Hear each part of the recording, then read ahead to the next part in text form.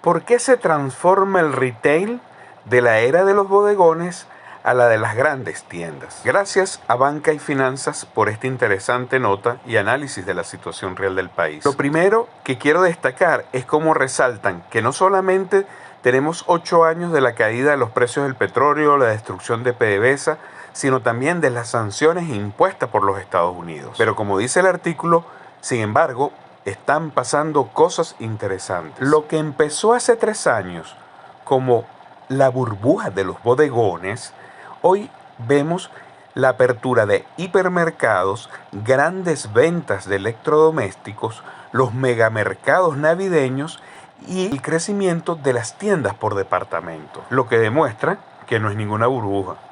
Por cierto, por primera vez leo aquí algo que viene diciendo Cultores de Venezuela desde hace mucho tiempo. Es que no es correcto medir la economía venezolana partiendo del 2012 por cuanto era una economía ficticia. Coño, y por otro lado hay que irla moviendo, no pueden seguir pasando los años y seguimos comparándonos con el 2012.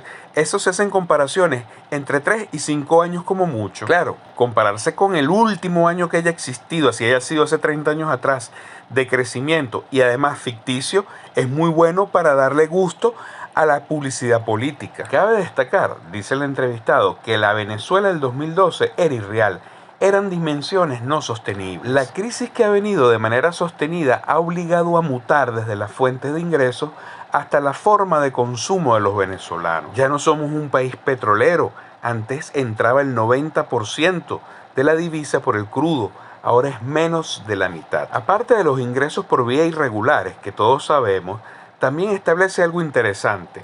Ha habido un repunte de las exportaciones no tradicionales, como, entre muchas cosas, el ron y el chocolate. El gobierno ya no controla PDVSA. Todo lo que se produce en el arco minero son capitales privados. Esta nueva modalidad de economía deriva en la entrada de dinero al país, que vuelve a salir para las compras de los productos importados. Hay una cantidad de dinero que ha ido de mano en mano, se ha represado y han crecido las inversiones. Estiman que el 75% de los venezolanos aumentaron sus ingresos en dólares, tanto por las remesas como por recursos propios.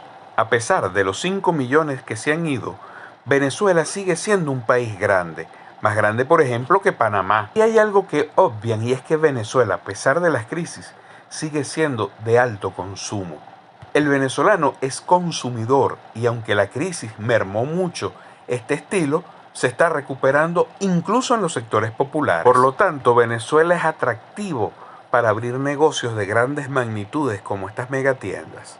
Con la cantidad de empresarios, industriales y comerciantes que se han ido y con las ventajas competitivas, bien sean por importar o por producir en el país, esta vorágine comercial que está arrancando hace atractivo invertir en Venezuela incluso en negocios grandes como los ya mencionados. Indica el entrevistado que hay más dólares.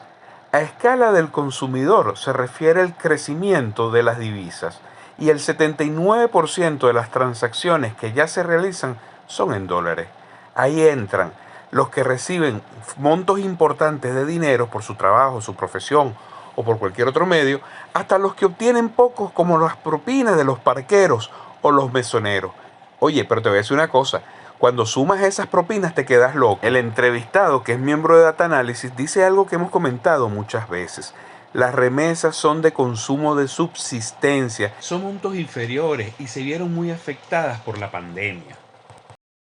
Oído al tambor, que esto es bien importante. Por eso no se puede concluir que el target de estos retail sean la gente que reciben dólares por remesas, porque además varían mucho en sus cantidades. Se sigue cayendo el mito de que vivimos de las remesas. Y lamentablemente seguimos sin leer suficientemente sobre las remesas que mandan los padres a sus hijos afuera para ayudarlos. En Data Analysis para el 2022 prevén un crecimiento del 2%. Incluso recuerdan que Credit Suisse prevé que el país podría salir de la recesión este año. De tal manera, cultores, que siguen las buenas noticias sobre Venezuela.